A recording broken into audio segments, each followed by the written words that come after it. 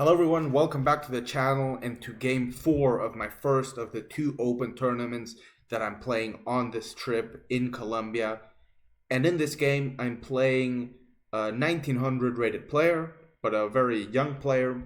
You know, these 1900 kids, they can be very scary. You're not sure what their real level is, so we always have to play with caution. But still, me being 2100, outrating my opponent by almost 200 points, I am expected to win this game, although I was sure that it was not going to be easy whatsoever.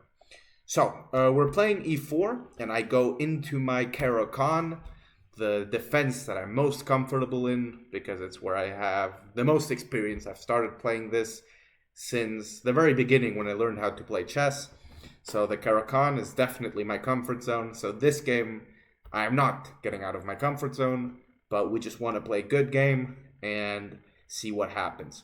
So my opponent plays advanced variation. And here, instead of the move bishop f5, which is the most common move, I decide to go for this move c5, which I've been playing sometimes. It's the second most popular move and also a very good line.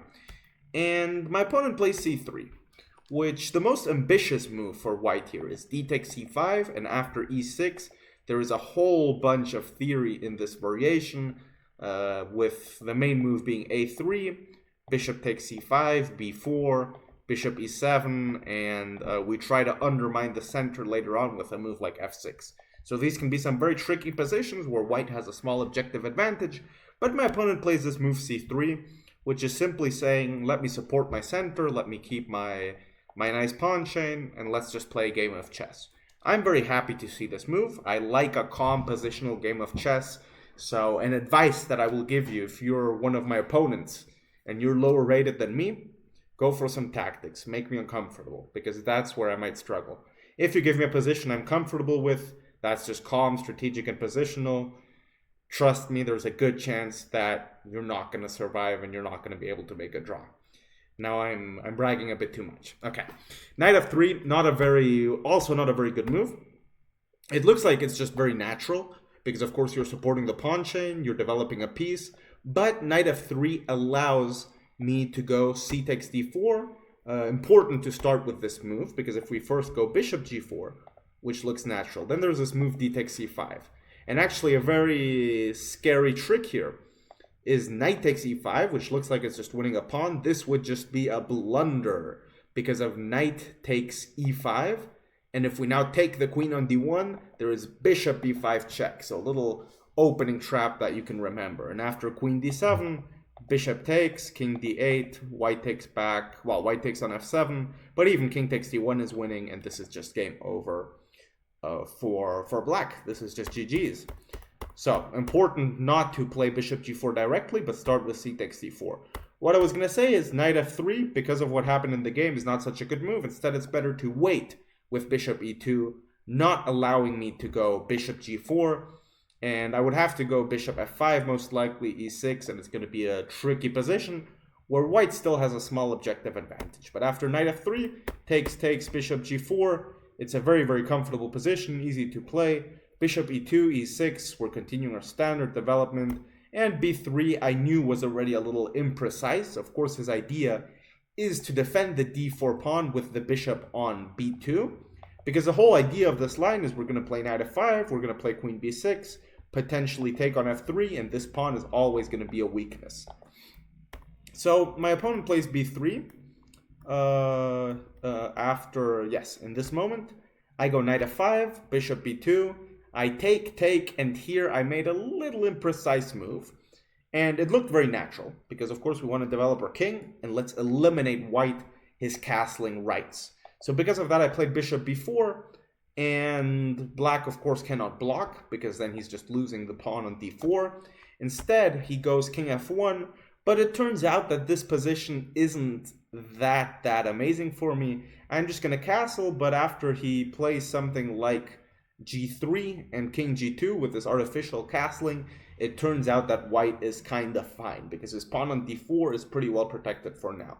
Instead, better would have been queen a5 check with the same idea, and then after king f1, play bishop a3, and we get pretty much the same position, just that we're threatening to trade this dark square bishop which is actually very good for us, because you might think this is the bad bishop and this is the good bishop. But no, if we eliminate this bishop that is the main defender of this d4 pawn, then it's going to be very vulnerable and we're going to have a pretty significant advantage already.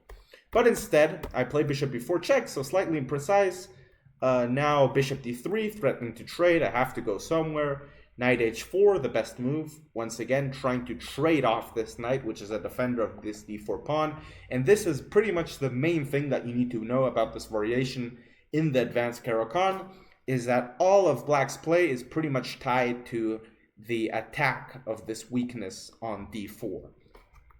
So g3, we trade these knights, rook c8, very logical move, king g2, queen b6, and here we're sort of just, I knew that maybe I had something better in the opening. I felt like I didn't squeeze all of the juices out of the position that I had, but I didn't actually know exactly where I went wrong, and I was like, okay, I mean, let's just outplay our opponent. It's a kind of positional, strategic position where we just, shuffle our pieces a little bit, see what exactly we can manage to do.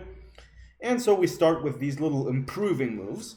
And if we can make a couple of those improving moves and white doesn't find the best way to do that, then we're already going to be better. So I play rook c8, queen e3, bishop back to e7. My idea is to threaten things like knight b4, trading off the rooks. And remember, this d4 pawn is always going to be the target. Bishop b1, and I play queen a5, so I'm just kind of tickling him, threatening to maybe trade the dark square bishop, which, as I've repeated myself for the millionth time, is a key piece to defending this d4 pawn. This bishop is a very good defender, whereas this bishop, it's going to be difficult to actually get it to attack this pawn. So instead, it's better to just trade it off for the bishop that's on b2. Rook c3, didn't quite understand this move. Bishop b4, knight to e7. We want to trade off a pair of rooks. And here it's already a pretty tough situation for white. He did end up finding the best move after 20 minutes of thinking. Of course, rook c1 would just lose to rook takes, rook takes c2, bishop takes c2, and queen takes a2. So this doesn't work. And so yes, white is forced to trade on c7.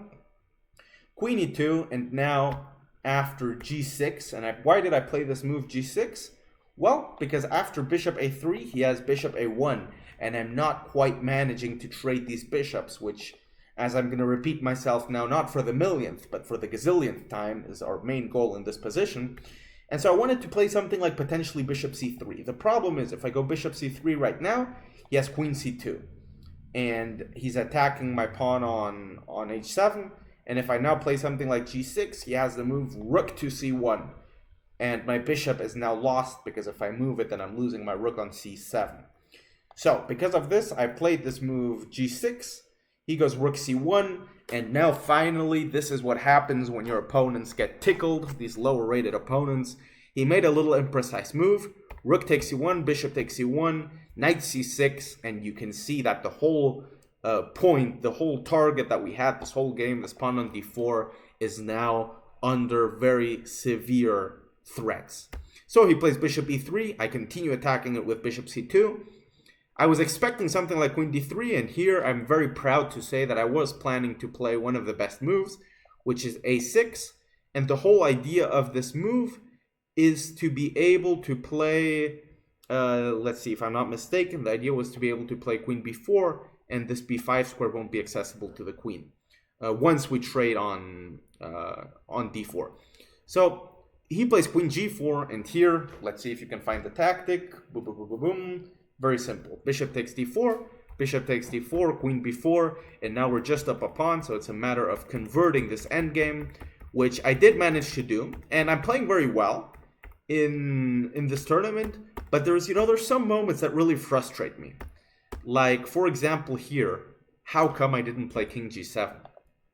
The bishop is just trapped. The king and pawn endgame with the two connected passers is obviously just an easy W. So I don't know why I didn't see this move king g7. I'm playing very well, but there's some tactical moves that I'm missing at some moments. But okay, nevertheless, this endgame is completely winning. I start pushing my pawns, and this is just GG's. My opponent decided to play until checkmate, but I won the game. So this is how you're supposed to beat lower rated players. It could have been a little bit better if I had played more precisely in the opening. Nevertheless, I'm very happy with the result. And now in the next game, we're going to be playing a very, very strong player. So stay tuned for that, and I'll see you tomorrow with the next recap of round 5 of the first tournament. Thank you so much for watching. Goodbye.